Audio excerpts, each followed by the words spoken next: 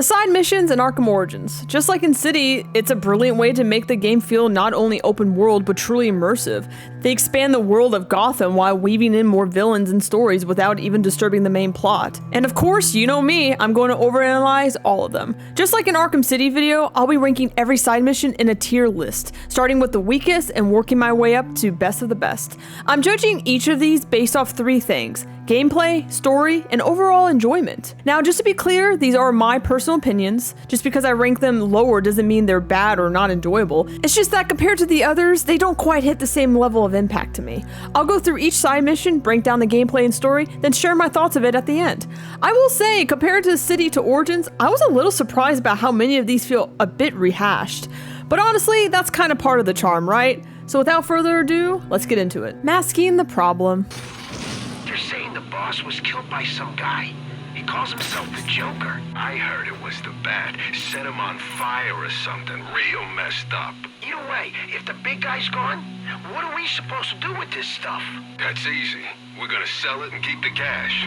Who's gonna stop us? Hey, look, if he's really gone, what's stopping one of us from taking his position? Just toss on a black mask and boom. Ain't a bad idea.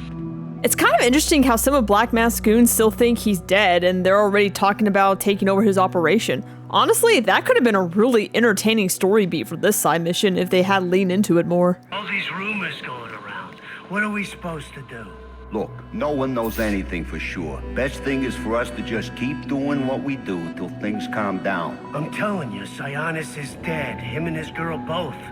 We gotta find a new gig. The gig we got is just fine. Worst case, somebody else takes control. They'll still need muscle and we'll still get paid. I really like the different points of views we get from the goons. Some of them are genuinely worried about what's going to happen next since they still think Black Mask is dead, while others couldn't care less. They figure they'll still have a job and get paid, no matter who's in charge. How much longer we gotta wait for these guys, huh? It's freezing. They'll be here soon. Probably just held up. And Gotham's a bit of a mess tonight, in case you hadn't noticed. That's my point. For all we know, one of the assassins took them out. Or the Bat. And if they don't show, what are we supposed to do with all this crap, huh? You can't exactly drag that canister back to the lab. Now that would have been a cool idea. Imagine if we stopped a full-on drug lab instead of tracking down and destroy the canisters. What could have been. You heard the latest? Sionis is back. Told you he wasn't dead. No kidding. Joker had him locked up at the steel mill, but he's out now and looking to get back to work. What's the plan then? Nothing changes. We'll get this canister unloaded and then he'll let us know what else needs doing. Wow, it sure took Silas a while to let his men know he was still alive. I mean, I get that he needed to lay low for a bit, but still. You think a crime boss of his level would have had some kind of code word or system in place for situations like that. What's your status? Just waiting for the pickup, boss. Everything's quiet out here. All the products been taken care of. Back to the lab. We need to make it disappear before anyone catches on. Sure thing. Everything, okay? Why wouldn't it be okay? Well, like with the kidnapping and everything. You keep your face out of my business or you're gonna lose it. Going back to the lab mention, I feel like that might have originally been part of the plot, but ended up getting cut somewhere along the way. Also, I love how one of the henchmen actually asked if Black Mask is doing alright. Like, that's surprisingly considerate for a Gotham goon. I mean, the guy got kidnapped, tortured, and his girlfriend was murdered. He probably got a lot of emotions running through his head. Kind of makes me wish we get to see a bit more of that side of him in this game. But once again, wishful thinking. Something's wrong. The other guy should have been back by now. If I find out those red snake bastards defected over that weasel gobble bus. It's probably just the network, boss. The thing's been up and down all night. You see anything funny, anything at all, you let me know immediately. Sure thing. No problem. And I want you back with the others as soon as that canister's been picked up. No screwing around. I feel like it took Sionis a little too long to realize someone was shutting down his drug operation. But then again, he's definitely off his game at this point. How come it all ended in a church? Just got word. The boss is on his way. The guy's a beast. Goes through all that crap tonight, and the first thing he does is get the business back up and running. Heard his girlfriend got popped, too. Damn. Takes a cold man to shrug off something like that. That's why he calls the shots. Doesn't get distracted. They say the Penguin was behind the boss's kidnapping. Would surprise me. Those two ain't exactly friends. Yeah, but I thought we had a truce. So, truces are made to be broken. Keep an eye on that canister. You know how much this stuff's worth? More than us, apparently. What's your problem? Guess you haven't heard. Someone's been coming after these things. Whoa, what do you mean? Where do you think everyone else is? They got taken out. Man, I hope the boss gets here soon. I like how the goons mentioned that Sionis is in charge because he can focus on his work instead of what happened to him earlier that night. It's a small line, but it really shows a lot about his character. Even after everything, being kidnapped, tortured, nearly killed, he's still determined to get back to business. I just wish we got to see more of it. It's kind of surreal, though, that his main base of operations is in the same church we see later in Arkham City. It's really cool getting to see what some of the buildings look like before City, especially since this is set about 10 years earlier. Some eerie, haunting music in the church. Take a listen. Hoping you'd show up. Saves me the trouble of having to hunt you down. You just don't know when to quit, Sionis. Guess we've got that in common. One way or another, I'm taking you in. Now we can do this the easy way, or Or the hard way. But I think you know my choice. then we've got that in common too. Damn, I really like this back and forth between Batman and Sionis. It's probably the best part of the whole mission. There's just so much character packed in those few lines. You can feel the tension, the pride, and even a bit of mutual understanding between them. Alfred, let GCPD know Roman Sionis has been apprehended. They can pick him up at the church. Straight away, son. It's kind of odd how Batman just says Alfred's name over the headset while Sionis is standing, or rather sitting right there. Now that I think about it, why doesn't Alfred have a cool guy in the chair's code name like Oracle eventually does? Maybe he just didn't want one? But now I kind of want to know what it would have been if he did do it. Drop your ideas in the comments. I might do a poll about it later. Oh, it's so great about you, Batman. Even when I lose, I win. So go ahead, call the cops. They'll lock me up, sure. But my lawyer will have me out on bail before the sun's up. And you know what I'm gonna do when I get out? I'm gonna dedicate every waking minute to tracking you down. You know, the more you break out, the more possibilities of games we could have, so go nuts. As you probably can guess, I'm definitely not a fan of this one. It's basically the same setup as finding the Titan containers for Bane in Arkham City, and after the final confrontation, there's really nothing special about it. It's a shame because I feel like the devs wanted to do more with Black Mask. You can tell there was an idea there. They kept bringing up this drug lab, but my guess is they just ran out of time. The whole mission feels like it was written in a rush to tie up loose ends with him, especially since he got away earlier in the main story. The only part I actually enjoyed was the confrontation between him and Batman. It had the same kind of tension and weight as the one Batman has with Bane in City. But overall, yeah, this one is easily my least favorite in the game. Oracle in the making. Hello? Hello, Batman? It's Barbara. Sorry for hacking into your comms, but I need a favor. Some evidence crates have gone missing. Army-grade stuff, and no one here is doing anything about it. So I'm sending you their GPS location information. Use your weapon disruptor on any crates you find. It'll fry their circuits and render the stuff useless. I already mentioned this back in part 4, but this is such a great Barbara moment. It reminds us that she's not just tech savvy, which we already knew, but she's got a really strong moral compass. Nice. 1 down, 5 to go. I can't believe there are people on the force who think it's okay to have stuff like this out on the streets. Pinching from evidence is bad enough, but selling weapons?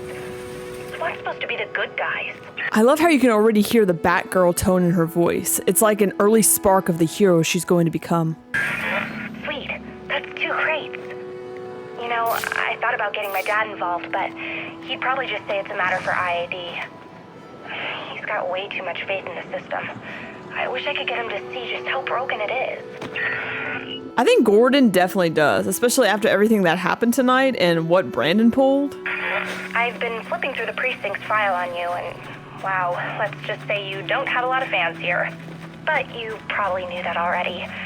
Anyway, I've trashed some of the more ridiculous stuff.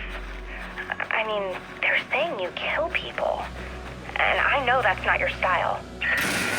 She's already doing her homework. Honestly, Batman should have hired her on the spot. Oracle in training, right here. Only 2 more crates to go. Thanks so much for doing this. Tonight's crazy enough already. If these guns got out there, I don't even want to think about it. If that did happen, we'll just have a lot more Predator modes in this game, which I wouldn't mind. Get here soon. Desk sergeant's gonna wonder where the hell we went. Relax. If she gives us a hard time, we'll toss her a few bucks. It'll be fine.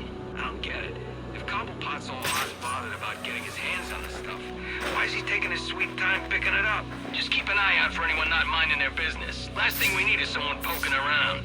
Kind of wish they mentioned Brandon here instead of this nameless desk lady. It would have made this part feel a lot more narratively cohesive for the side missions, and tied everything together better after what happened earlier. Alright, only one more of those suckers left. Gotta say, working together is kind of fun. I mean, we're actually getting stuff done. And my dad thinks I'm just sitting in his office texting and watching TV. If only he knew. That was such a perfect line read. Her good nature and innocence are just adorable. It fits her character so well, and it really shows who Barbara is at her core. We're on the count of 3. Ready? 1, 2, 3. Damn it! It's not going anywhere. Maybe we could just carry the thing. Not a chance. It's way too heavy. Call the guys, ask them to bring over another van, so we'll just wait for them. The roads are all messed up. It could be hours. Don't see any other options. Or maybe, just maybe, if you actually touched the truck, it would move. Just trying to help. That's it, we did it. Well, you did most of it, but I helped, right? I think we make a pretty good team. So if you're ever, like, I don't know, looking for some kind of partner, I'm here for you. Anyway, I'll let you get back to kicking ass and keeping us safe. And you'll see, one day my father's gonna figure out just how cool I already know you are. I love this moment. Barbara totally fangirling over Batman. It's both adorable and great foreshadowing for the partnership they'll eventually build. Overall, the side mission is just kind of like the Black Mask one. At least there was some good character moments for Barbara and builds her up nicely. The thing I find odd though is Batman doesn't say anything to her. Not like even a quick, thanks for the heads up. It's just weird, especially considering how important she becomes later on. It makes this mission feel like it was thrown in at the last minute, and honestly, it probably was judging by the pacing. So yeah, a small step up from the previous one, but nothing too exciting. Bye bye, Birdie. I need to break up that fight and secure the chemicals. What's in the canister? A gift for El Jefe. One of many. Where are the others? I will say no more. Brother, we are at the fort, but the Duende Cobblepot has sent his men to oppose us. You must come. I have what I need. I've seen a lot of people online say they wish these characters spoke full-on Spanish. It would have made them feel a bit more authentic and grounded. And honestly, I agree. It does feel a little out of place that they all speak perfect English. Even just having them switch to Spanish over the radio would have added a nice touch of realism to the side mission. This looks like the spot. Now to find that canister. I love how you can see the crowd of henchmen brawling on the scanner. It's such a small detail, but it's honestly hilarious to watch it play out. Where's the canister? Blown away. You'll never find it. Sir, your suit is picking up trace elements of a compound used in the manufacturing of venom. It appears the canisters contain ingredients necessary for its creation. I need to find out where they've taken them. May I suggest scanning the area? They could have left something behind that points to their destination. The bitch please tone is back. I love it. Alfred's sarcasm is top tier. He doesn't even need to raise his voice to put Batman in his place. I really like the club's atmosphere. It's something different from what we are used to in the Arkham series. It's a shame they didn't use it more. I know it pops up again in the DLC, but still, it's such a fun idea, especially considering Bruce is a bachelor. It fits his character in a more grounded nightlife Gotham kind of way. Leave now, and we will spare you.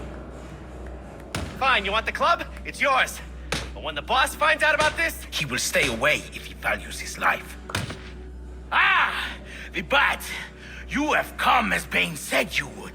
Fly down from your perch then, so I can kill you. I thought you'd never ask. I have to say, I really like Bird's design here way more than in the comics. He actually stands out. He feels like a real Cabernet, faith-driven follower of Bane. Don't get me wrong, I like him in Nightfall too, but here, he looks like a badass. I also know he shows up again in Arkham Shadows, and I can't wait to see him there. He's definitely one of the standout henchmen. Kind of like Loose Lips, a minor character sure, but one that sticks with you. And technically, this is the second time we're seeing Bird. He does pop up again in the hotel scene when Bane's trying to get away. Who are you? They call me Bird. Bane's lieutenant. Putting you away should set him back. Bane already has all he needs. He will find you. He will break you. Alfred, put in a call to GCPD. They'll want to bring these men in for questioning. I mean, Bane already broke him, but I guess he didn't know that. That would have been kind of a sick detail if he was in Blackgate when the battle happened. Also, I just want to add, I really like his tattoos here. They fit his whole bird persona perfectly and make him even more memorable. Granted, his real name is Angel, so it's clearly got a thing for wings, but still, he's also got a 19 tattoo, which I think might be a nod to Nightfall since that came out in the early 90s, or maybe it's just some random number, who knows. A random side note, I really wish Bane had tattoos this cool in the Telltale games. His tattoos are so flat and boring by comparison, but I'll save that rant when we get to that game. Also, I know he has a real bird companion, but is it also his calling card? Because I really don't want to know what was going on over here with the strip club pillows and the feathers. I know a lot of people say this is a pretty forgettable mission, and I do agree, but as a big Nightfall and Bane fan, I don't think it's as bad as the other two. It's at least a little more memorable thanks to Bird and his appearance, and like I mentioned before, the club atmosphere. But aside from that, yeah, there's nothing that special about it. Silent Judgment. Here! Over here! Help! Please help! Can anyone hear me? I need help! I remember freaking out the first time I played this game. This guy just lets out a blood-curdling scream. Just a great line delivery. Honestly, it gives me chills still. Oh, no! No. Please don't hurt me, Mr. Bat. I didn't do anything. They ambushed me, strung me up. I don't want to die. Mr. Bat, I love it. Nice touch that he is terrified on the scanner. It's always nice to see the ninjas again, but I can't help finding it funny that they just changed their color to match Shiva. Please, don't hurt me. Who did this to you? They were all covered up, like ninjas. Shiva. Who? Where are they now? I don't know. My partner shot one of them and split. They finished stringing me up and took off after him. You should call the precinct, have them send a car for you, then find some place to wait. Will do. Thanks.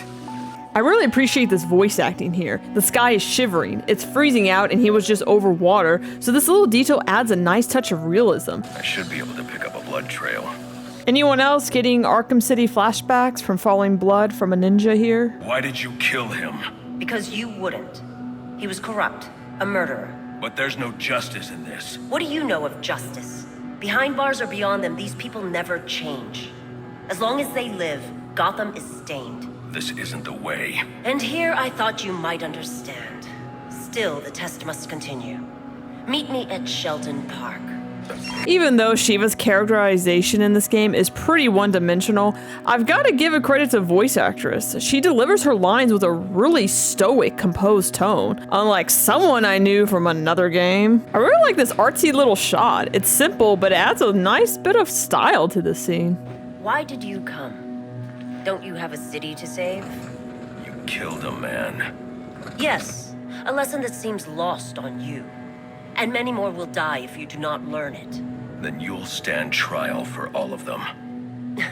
I admire your passion, though your cause is flawed. Now, let us fight.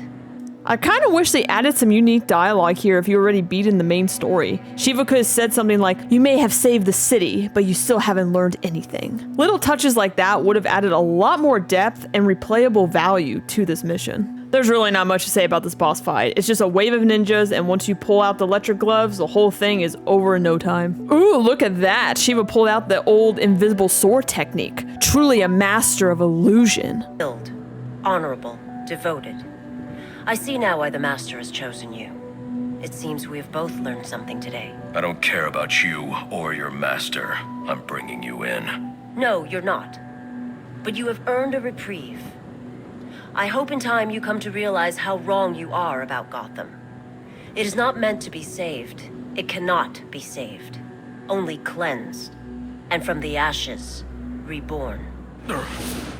Anyone else getting Azrael flashbacks from that line? From the ashes of Arkham, the fires will rage and Gotham will burn. The biggest problem with this side mission is that it's way too short. Shiva ends up feeling like one of the most underrated characters in the entire game. It actually starts off really strong with the fake crying baby leading Batman to rescue a victim and take on waves of ninjas. I think the setup for Shiva is really good, but then the story just kind of ends abruptly. It plays out more like the halfway point of a side mission than an actual finale. And to add to the confusion, they even tease Shiva was working for Ra's al Ghul, but nothing ever comes from it. Such a missed opportunity for what could have been one of the game's most interesting storylines. Yeah, just mid at best. It's a shame she wasn't integrated into the main story because Shiva had so much potential. She could even made for an incredible boss fight. Honestly, maybe even one on par with Deathstroke. Like I said before, the voice actress does a solid job and does carry a bit of this mission, but it just makes it all the more disappointing that the writing just didn't give her much to work with. Ricochet,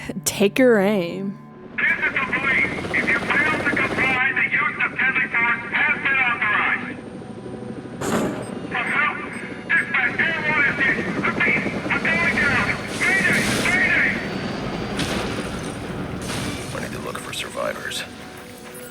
I've got to hand it to Deadshot. He really knows how to make an entrance in these games. No survivors.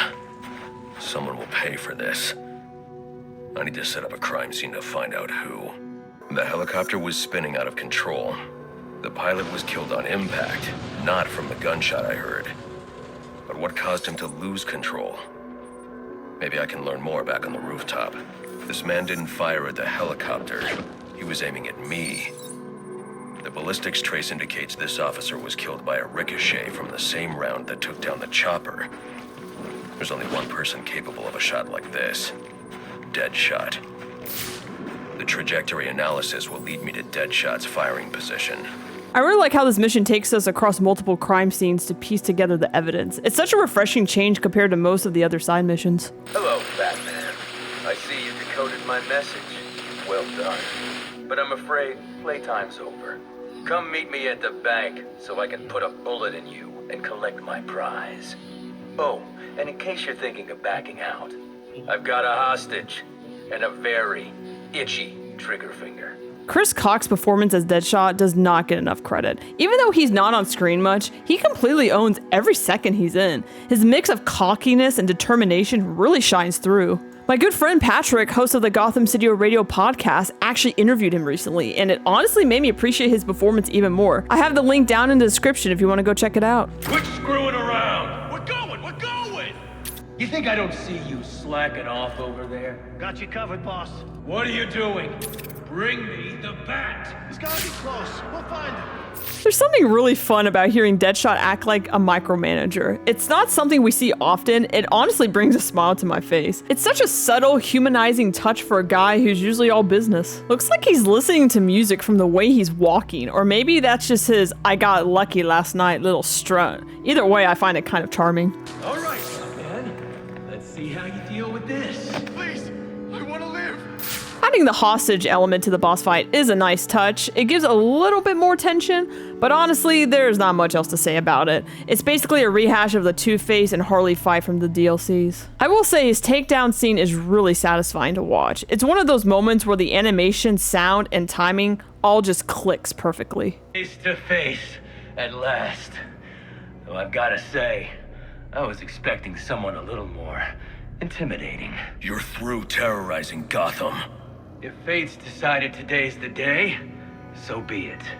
Just finish me quickly, will ya? It always bothers me that Batman didn't say, "That's not how I do things." Instead, he just lets Deadshot sit there with a thought. It's kind of an odd ending. It feels like the scene's missing that one final line to really drive the moment home. Deadshot's mission ended up being a bit more enjoyable than I remember. I like how it starts off with a crash scene. You're piecing the things together and then realize it was Deadshot behind it all before hunting him down. The whole setup builds into this intense Predator encounter that does feel a bit high stakes. Just like in City though, I hate how they don't really characterize Deadshot. It's like the devs are allergic to giving him proper screen time, which is kind of bizarre. Chris Cox nails the role with his perfect mix of confidence and cockiness, and I just wish we get to see him more in that. Still, it's a solid mission overall, short, fun, with a nice bit of tension throughout. The False Prophet. I find it really funny that if you don't interact with Anarchy's stuff until way later in the game, his entire video is still playing, and this guy's just chilling up there the whole time. Literally, you can see him hugging himself. He's clearly freezing. Money makes the world go round. It also makes for excellent shackles. You're tied to your job, your mortgage, your need to buy the next shiny thing your overpriced television seduces you with. Imagine what we could accomplish if only someone would set us free. I already talked about Anarchy a little bit in episode 3, but just to recap what I said, I think he's a pretty interesting character. Honestly, some of his points he makes are valid, but then I remember he's also the guy who thought bombing public spaces was a good idea to prove a point. Like, no, my guy. His morals might make sense if he weren't going about it in such a reckless and frantic, dumb way. There's a solid idea behind this character, but it feels like it never fully goes anywhere within this game. And maybe that's the idea. I'll dive more about it at the end. Fred, we've got a problem. So I saw. This anarchy fellow mentioned 3 bombs, which means 2 still remain. I need to find them. I've no doubt you will, sir.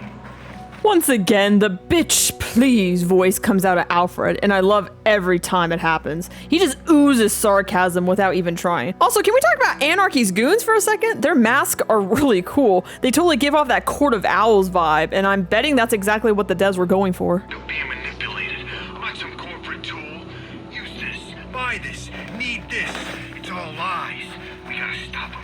How are we gonna do it, though? The corporations. They got one hand on our wallets and the other on our brains. We gotta cut the cords, man. Smash the screens. Disconnect from all this madness. We gotta make the world quiet again so we can hear each other. Like it used to be. It's gonna be hard, asking people to give up so much. You gotta admit, things are convenient these days. Too convenient. We've stopped thinking and dreaming. We let the television do it for us. Wow, this conversation is kind of ahead of its time when you think about it. The whole message about people being lost in their devices, it hits even harder now. We really don't unplug anymore or take the time to connect face to face, just like Anarchy's goons are pointing out here. It's almost eerie how relevant it still feels today. I like how you can see the bombs planted all over the buildings on the scanner. Very easy to misdetail. Interesting. Even after knowing all you did about the places I targeted, you spared them. Sorry to disappoint you. Disappoint me? Not at all. Come on down to the courthouse so we can continue Gotham's trial. Man, Matthew Mercer absolutely nails that innocent tone for Anarchy. It fits the character perfectly. He gives this idealistic, almost naive energy that really sells what this character is trying to stand for, even if his methods are a little extreme. Ah, I'm so glad you came. It's an honor, really. There's so much for us to discuss. What do you want? I'd like to propose an alliance. I think the two of us could accomplish great things together. I don't work with criminals. You need to turn yourself in. Tell you what, I'll turn myself in as soon as you do the same. But you don't consider yourself a criminal, do you? The suit, the gadgets, the sense of entitlement. You're just another rich kid atoning for his fiscal sins. Such a shame.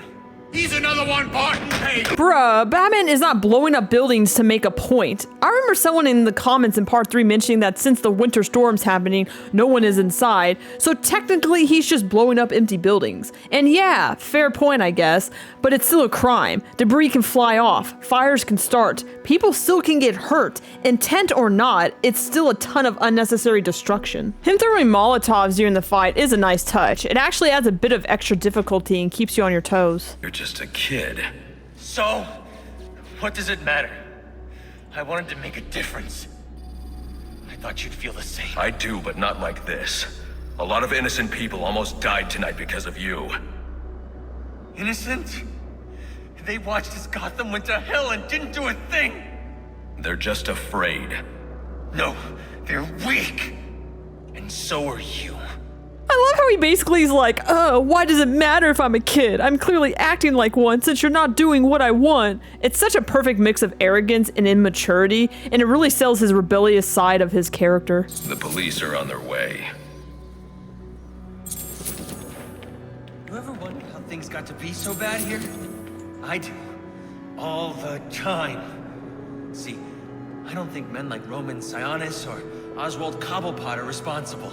His speech goes on for almost 4 minutes. Like, we get it, dude. You love the sound of your own voice. Also, Batman, you're not gonna take his backpack, confiscate it because he might have more weapons or Molotovs in there. There's a way to make this work. To show you that we share the same goals.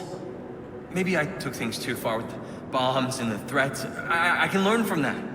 I mean, you could be a mentor to me. I really like that he comes to terms with how far he took things and actually realizes it. It's a nice bit of growth for Anarchy. You can tell he's starting to understand the consequences of his actions. And I love how he says, maybe you could be my mentor. Because Matthew Mercer, who voices him here, also voices Robin in Arkham Knight. So in a way, he kind of did become Batman's protege after all. Anarchy is a really weird one for me. On one hand, I think he's a really interesting idea, a kind of false prophet spouting anti-establishment rhetoric to Gotham, and people actually believe him. Like that one homeless man you overhear in the police station. That's a great touch, showing how his word spreads. But beyond that, there's not much to him as a character or even a side mission. I like the concept, but by the end, what's his actual plan, other than blowing up the buildings? There doesn't seem to be one. And maybe that's the point. He talks the talk, but doesn't walk the walk, showing that he's just really full of himself. Fair enough, but it still feels like the writers wanted to do more with him and just didn't have the time. Still, I think this mission is fun overall, and they have some really good foundation for an interesting idea for Anarchy, so hopefully maybe they're gonna use this in a future game. And yes, I know he appears in Arkham Shadow, so maybe he's really good there, so we'll find out. Echoes of a question.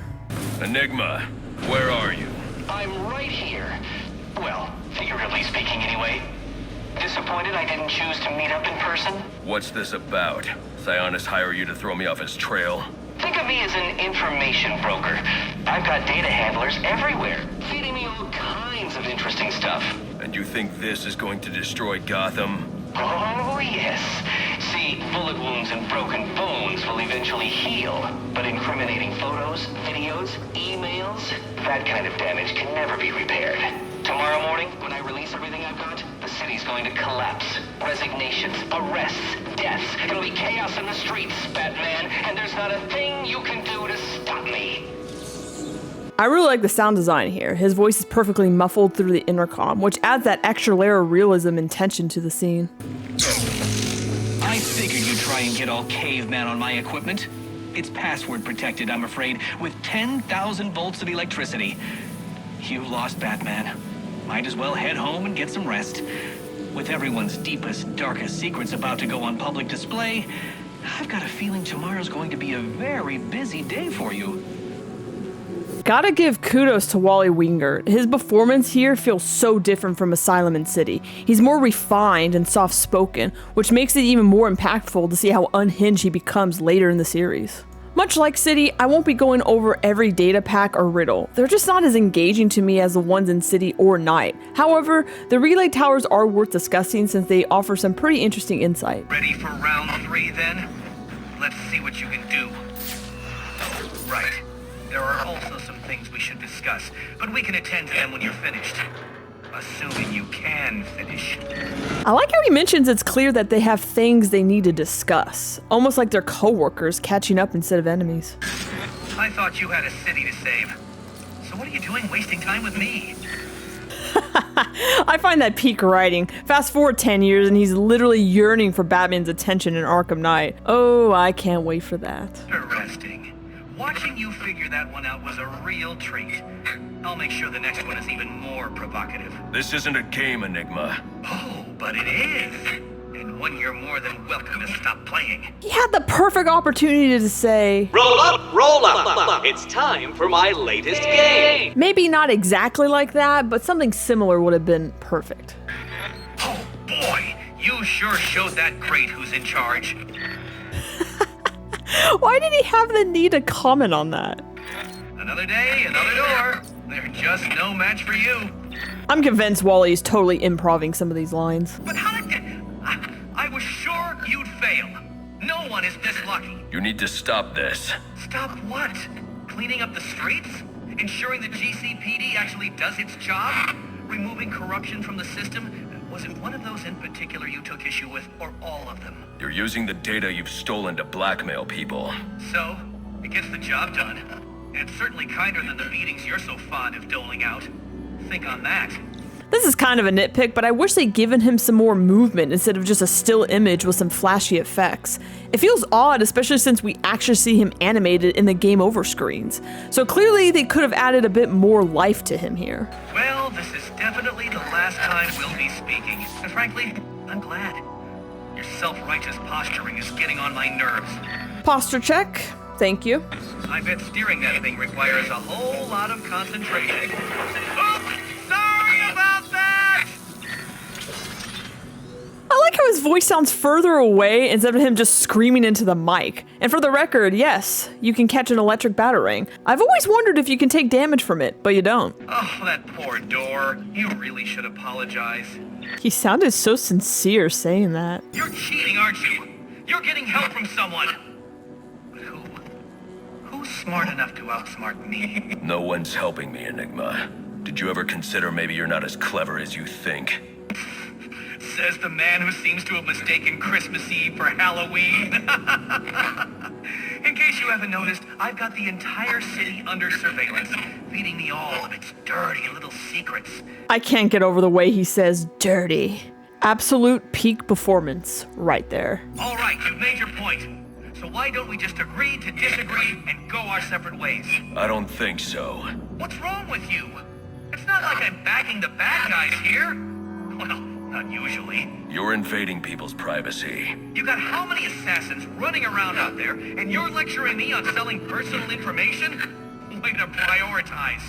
You're going after Gotham Optics next? Or maybe some telemarketers? Ooh. If that information gets into the wrong hands, people could get hurt because of you. And people do get hurt because of you. So I assume you'll be handing yourself over to the police now? That's what I thought. He was really proud of himself with that one. You must be feeling pretty good about yourself, Batman. I mean, you took down all the towers, which means you foiled my plan. Except, oh wait, I already have all the data I need. And as soon as I'm done uploading it, so will everyone in Gotham. There's still time for me to put an end to this. True, there is. Just not very much. It was a valiant attempt, though. You get an A for effort, but an F for impact. F for finally shut up, huh? Well, look at that. You figured it out. I'm impressed. Annoyed, too. But your achievement signals a level of intellect rarely seen in Gotham. It seems you're quite the riddle. Now, don't get too comfortable. You see, I learned something else tonight. The nastiest, dirtiest little secret you can imagine. It puts the rest of my collection to shame. But I'm going to wait to release it, if only because it means I get to watch you squirm as you wonder what on earth it is. I'll be in touch soon. Kind of a disappointing ending to the side mission, honestly, especially when Riddler teases that he has dirty little secrets, which ends up leading absolutely nowhere. When I first played this, I thought it was, oh, maybe this will tie into the DLC. But it doesn't. Turns out the big secret was just he had access to Gotham's infrastructure and police files because he worked at JCPD, which Batman figures out later anyway. It's just another case of the Riddler blowing things out of proportion to make himself sound smarter than he actually is. Classic cheater trait, sure, but it doesn't make for a very satisfying payoff. I'm pleasantly surprised of how much I actually enjoyed the Riddler side mission this time around, way more than I remembered. I really think it's Wally Wingert's performance that carries most of it. That said, finding all his data packs and doing his usual chores doesn't feel all that rewarding in the end. There just aren't any real stakes like in City. Sure, Asylum had the same issue, but at least you actually got to see him get his sorry ass arrested. That made it more satisfying. Here, he just gets away, which makes it feel kind of hollow.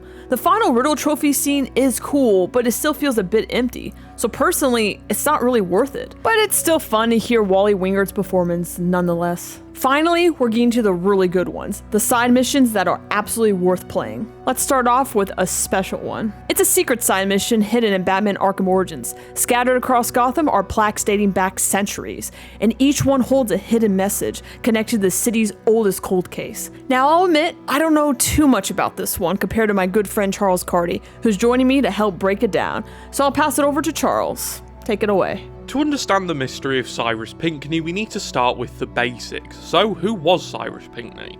Well, he was the mastermind architect behind Gotham's great landmarks like the Solomon Wayne Courthouse, the Gotham Merchants Bank, and the Pioneers Bridge. Funded by Bruce Wayne's great-great-grandfather, Judge Solomon Wayne, Pinckney's work was originally meant to shield Gotham from evil, though many found his designs grim and unsettling. In the mid-1800s, the name Pinckney stood alongside the Waynes, Cobblepotts, and Arkhams as one of Gotham's most important. When Cyrus arrived in Gotham, he was essentially a nobody, but Pinckney's big break came in the courtroom. After being assaulted, he stood before Judge Solomon Wayne, a man with the wealth and influence to reshape Gotham, much like his famous descendant would years later. While recounting the attack, Cyrus showed the judge his sketches, and something clicked between the two. Solomon saw a vision for Gotham's future, and from then on, he backed Pinckney financially and philosophically, believing in a city of grand cathedrals, public institutions, and infrastructure that served everyone and not just the elite. With Solomon's support, Pinckney set to work, and piece by piece, the bones of old Gotham took shape. Solomon Wayne went all in on Cyrus Pinckney's vision. He sold businesses, borrowed heavily, and convinced others to invest in this ambitious transformation of Gotham. But not everyone was thrilled. At the top of the opposition list stood Henry Cobblepot, a wealthy print magnate and longtime rival of the Waynes.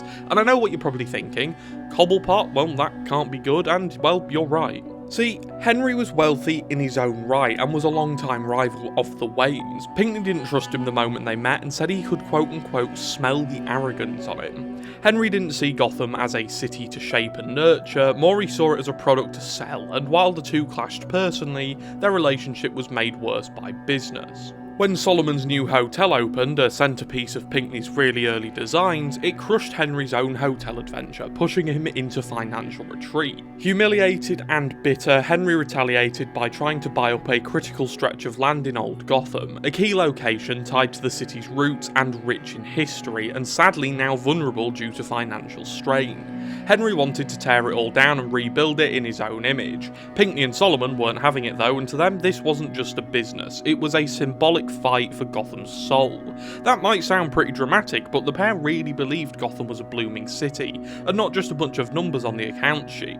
With help from the mayor, they blocked the purchase, which really annoyed Henry, and this made the feud between the Cobblepot family and the Pinckney-Wayne partnership permanent, which links back into, and pardon my pun, gives a bit more punch to the good old-fashioned revenge conversation between Bruce Wayne and Oswald Cobblepot at the start of Arkham City. Amid the ongoing rivalry, Pinckney found an ally in young medical student Amadeus Arkham. While most of Gotham saw criminals as pests to be stamped out, Amadeus believed in rehabilitation.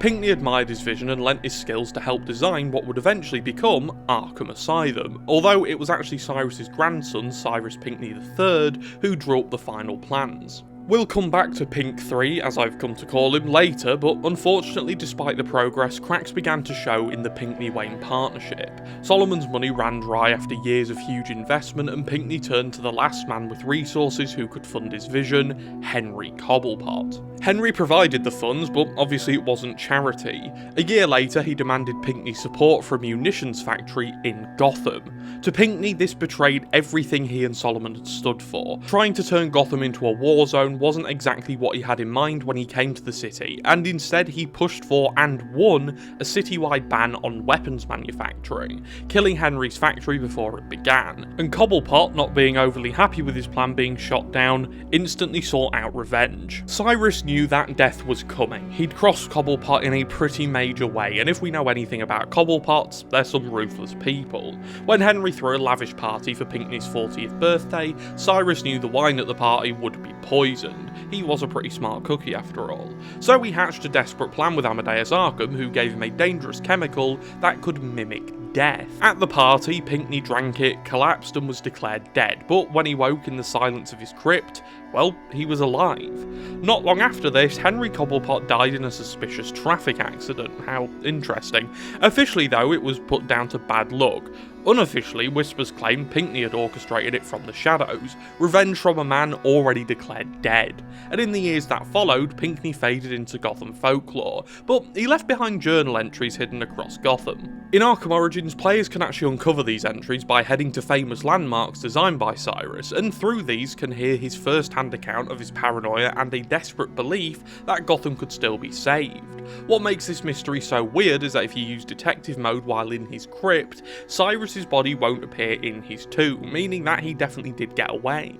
We can't even put this down to detective mode not picking up skeletons, because in the same tomb we can actually find skeletons on the floor, which the cowl does pick up, meaning Pinckney definitely isn't here.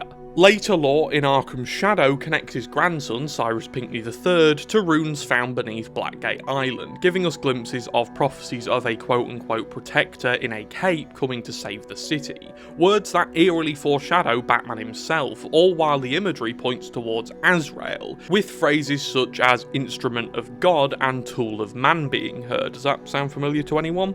That isn't all though. See, Cyrus Pinckney supposedly died on the night of January 13th, 1855, 1995 on the eve of his 40th birthday. However, in Arkham Shadow, Batman can find a hidden grave for none other than Cyrus Pinckney I under Blackgate. The grave tells us that Pinckney was born in 1815 and died sometime in the 1920s. The grave has a plaque on it that reads, "Outlived his 70 to continue sanity's fight against madness." Now, 70 is an archaic way of saying 70. The word score refers to the number 20, and 30 means 3 times 20, or 60. Adding the and 10 then brings the total to 70, showing that Pinckney definitely did live, and he's definitely dead, but when he died and how old he was when he died is still a mystery. Sometime in the 1920s is obvious, but after that, we have no idea. But what we do know is that if this is his real grave, he'd have been over 100 years old when he died, which seems odd to say the least.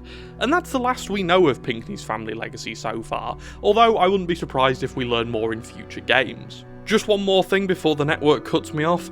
This is a pretty common fan theory, but neither of the Pinckneys are Solomon Grundy. Cyrus was a pretty common name around the time of both of their births, Cyrus I especially, and the second and third being named after their father and grandfather respectively makes sense. So we'll just chalk it up to a coincidence. And that was a very brief dive into the Pinckney family legacy. A legacy which spread across 3 generations, shaped Gotham's foundations, and built the city we explore across the games. They left behind monuments, mysteries, and questions galore. And as much as I don't like self-promoting, oh, who am I kidding? If you want a much deeper dive into the Pinckney family legacy, head over to my channel for a more comprehensive look at Gotham's least talked about mystery, along with a ton of other Batman and Arkham content.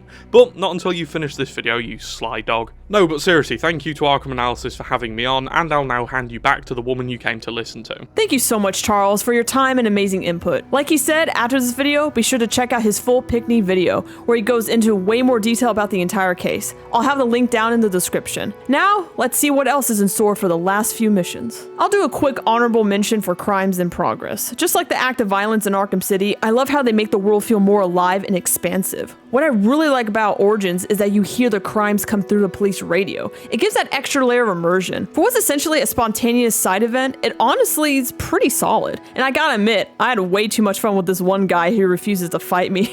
He looks like he wanted a kiss more than a kick. I'll also include the missions where Gordon calls you about capturing escaped Blackgate prisoners, since they're basically the same style encounter as Crimes in Progress events. What I really like here is that Gordon actually reaches out to Batman directly and Batman responds. He sounds a little surprised, which adds a nice touch of character. At least he talks to Gordon, unlike poor Barbara, who basically just gets ghosted. I'm late for a very important date. I love that his hideout is in the hat shop. It's such a nice touch, especially since it ties back to one of the riddles in Arkham City. Careful now, I don't want any accidents. Everything needs to be perfect. Of course. Of course, sir. You must refer to me as sir at all times. Do you understand? Yes. Yes, what? Yes, I understand. Yes, I understand, sir. Yes. No, sir. Of course. Oh, this is maddening. That's comedy gold. Also, why does he insist on being called Sir? Is it because he wants to feel important and impress Alice? Or does he maybe just have a bit of a name kink going on? Either way, it totally fits his brand of weird. Is that it works? You all listen. Maybe not as well as you should, but it's a start. That's always been the trouble, though, hasn't it? No one ever wanted to hear what Jervis had to say. He might as well have been invisible. But now? Oh, now you'll have to pay attention. Because you won't have a choice.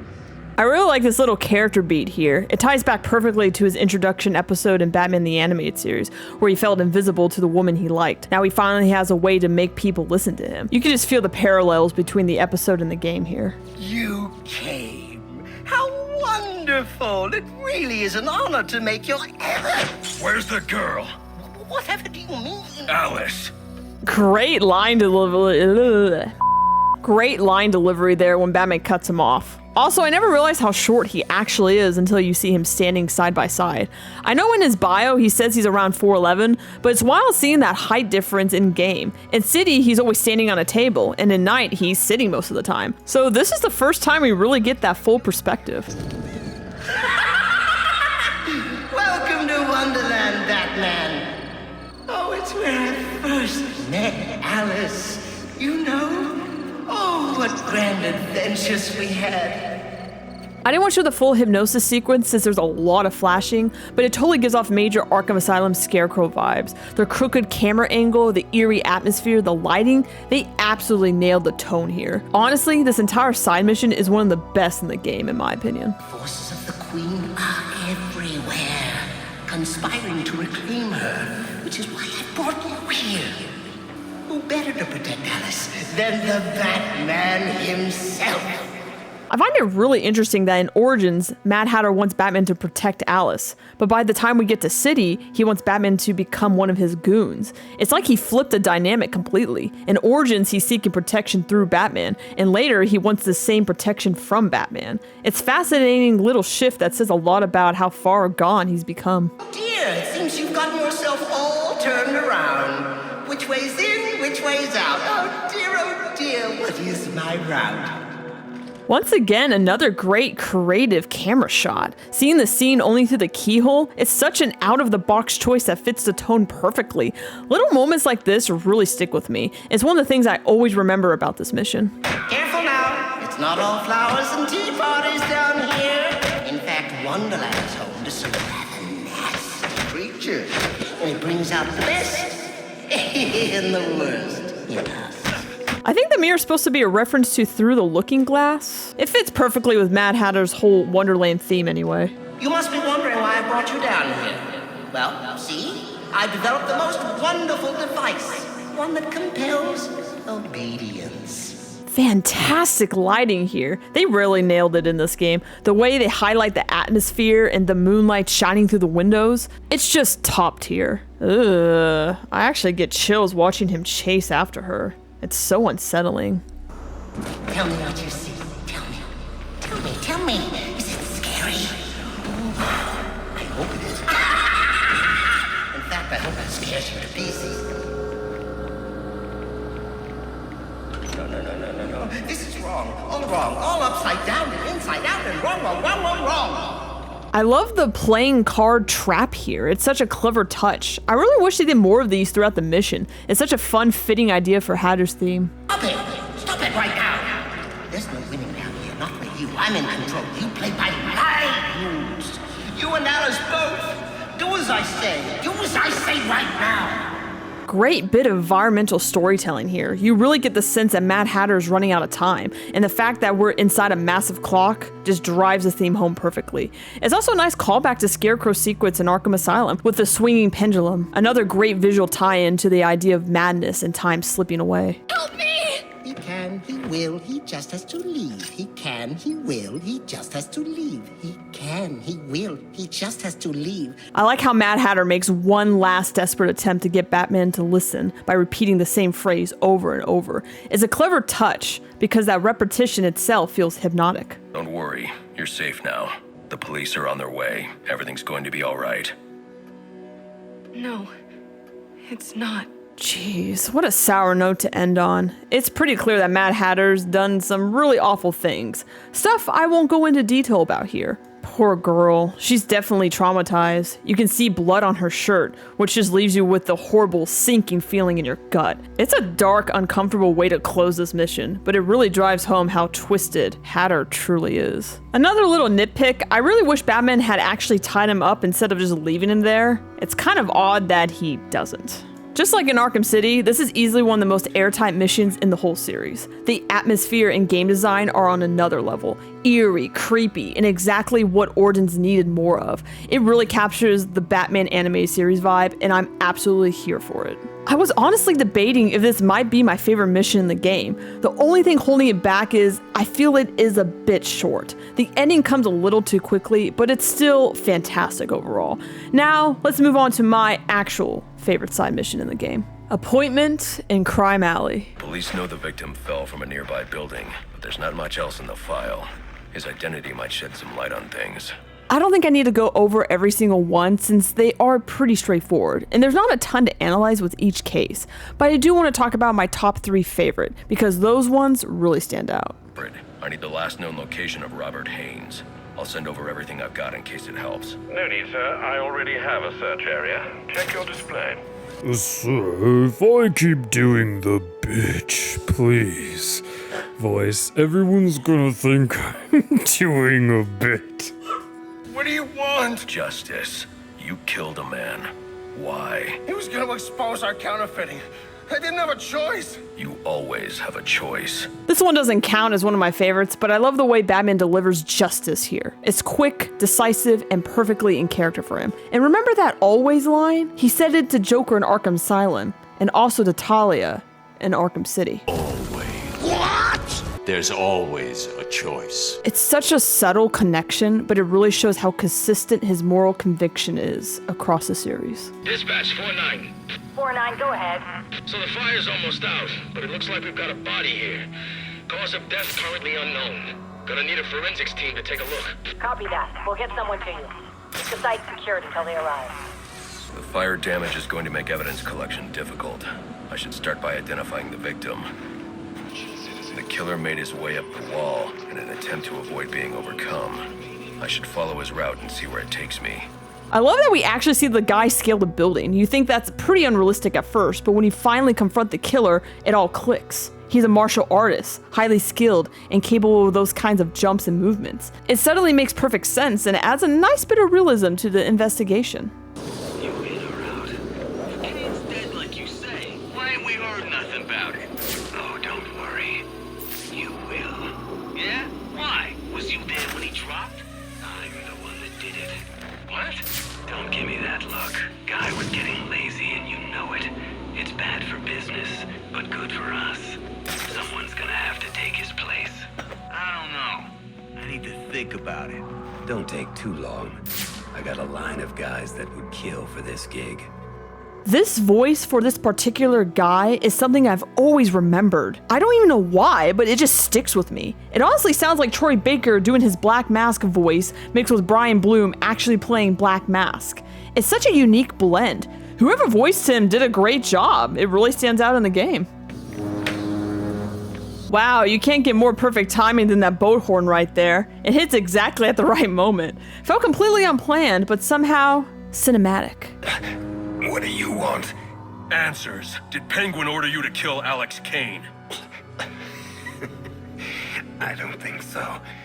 If anything, Cobblepot's gonna have me killed for doing it. Then why? I was sick of playing heavy. I figured if Kane, disappeared, I might be able to move up in the world. You're not moving anywhere now. Alfred, let the GCPD know where they can find Kane's killer. You can forward them all the evidence, too. It's already done, sir. I really like how they tie the other criminals in the game into the crime scenes. It makes them feel like they actually mattered, like they're part of a larger world that leaves a bigger impact than you expected. He also turns into a disco ball right here. Quick throwaway detail, but you know how the scanner shows who's talking during conversations? The same thing happens when communication plays through Batman's headset. The police claim they have no leads, but there has to be something here. What didn't they see? Prince belonged to Andrew Carter. He has a pretty lengthy record, but nothing that indicates this level of violence. Notes indicate he's been suffering paranoid delusions. Guess he finally lost control. Alfred, I need a last known location for a perp named Andrew Carter. According to the GCPD database, he was released from Blackgate just over a month ago. I'm sending you what I have. Oh, hold on. There's a notation here indicating he stopped attending court-mandated therapy sessions recently and is believed to be quite unstable. Do be careful. I always am. One thing I'll bring up again in Arkham Knight, but here he does it just once. Martin Jarvis gives this brief, realistic little reaction when he's reading something. You can hear him go, oh, or like he's genuinely concerned. He does the same thing in Night during the Professor Pig victim cases, where his tone shifts to disgust or sadness. It's such great voice acting, especially since we rarely see Alfred's face. You can hear his emotions and picture his expressions just through his voice alone. I absolutely love that level of subtle detail. Had he shared what he knew, everything would be at risk. Have I proven my loyalty then? It is a beginning. Few are those we have brought into the fold. You understand we must be careful. Only tell me what you wish, and it will be done. For now, we wait. Bane will send word when he needs us. The shadow from his dreams. The one who must be broken. I was told you might come. You killed a man tonight. Why? He saw. He would speak. We could not allow it. What did he see? What's Bane planning? I will say no more. Then we're done talking. Ooh, a Nightfall reference. I love this stuff. It gets me so hyped, especially now they announced multiple films based on it. They better not screw it up because this storyline deserves to be done right. 2 victims, both shot dead. I know them. This is Horace Riley, heir to the Riley mining empire. Odd. He still has his wallet and watch. Clarissa Rodriguez. Riley proposed to her just weeks ago.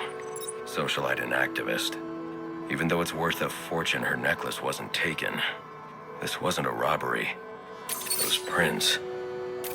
I know who did this. Alfred, I need a location on Ian Chase. Isn't that the fellow from your Halloween party? As I recall, you had to throw him out. Is he troubling Miss Rodriguez again? She's dead.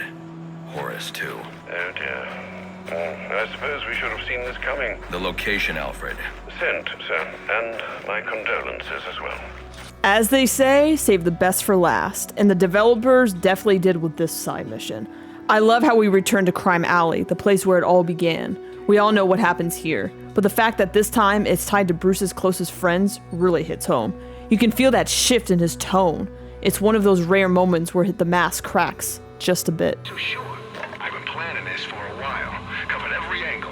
I don't know. The cops have all kinds of tools. Real sci-fi stuff. Laser beams and powders and sometimes even psychics. Don't you watch TV? Life isn't like it is on TV. You don't get to live happily ever after with the woman you love. Instead, she leaves you for your best friend. Sorry, man. Didn't mean to bring it all back. It's fine, it's fine. Just give me a minute. Am I the only one who wants to know what actually happened and how it all went down? Because I'm very curious to see the whole story in the bigger picture. This sounds like a really dark Hallmark movie now I'm thinking about it. What do you think you're doing? Do you know who I am? I know exactly who you are. You didn't do it for money. You didn't even do it for love. You're choking me. I can't breathe. Not out of jealousy, not out of anger. You did it because you're a small, selfish, malicious... Sir, is everything all right? Your vital signs are rather erratic. What the hell's wrong with you? Alfred, let the GCPD know that Ian Chase has been apprehended. I'm also sending you the evidence I collected. Certainly, sir. And might I recommend you be on your way? No need to spend any more time there. This is the moment I realized, yeah, this is my favorite side mission in the game. You can feel that buried childhood trauma and anger bubbling back to the surface in the scene. Roger Craig Smith absolutely outdoes himself here. The emotions in his voice is just raw and real. And once again, it's Alfred who grounds Bruce. Even in the middle of all this rage and chaos, Alfred steps in to center him with a simple, caring question. Are you all right? It's such a powerful moment between them and a perfect reminder of how important Alfred is to Bruce's stability. Just an incredible way to end one of the most underrated side missions in Arkham Origins. I love the crime scenes investigations. Definitely one of the most underrated parts of the game. They really let the player step into the role of the world's greatest detective, which is something the series sometimes overlooks. Each case leads to an encounter with the killer, complete with unique dialogue, and every single one just gets better and better as you go. It's such a smart design choice and easily one of the highlights of Arkham Origins, and that's why it's my favorite side mission in the entire game. It perfectly captures what being the world's greatest detective is all about. Well, that wraps up Arkham Origins side missions. Don't worry, we still have the tapes and the DLC to cover, so there's a little bit more time before we move on. What's your favorite side mission in Arkham Origins? Let me know down in the comments. And if you enjoyed this video, don't forget to hit that like button. And if you want to stay more involved with the community, I post regularly on the community tab about news on Batman media, fun polls, behind the scenes, and so much more. So make sure you click on that ding ding ding dong bell notification so you don't miss out. And also, why not subscribe and join our Bat family? Us nerds need to stick together. Thank you so much for watching, and I'll see you soon. Stay tuned.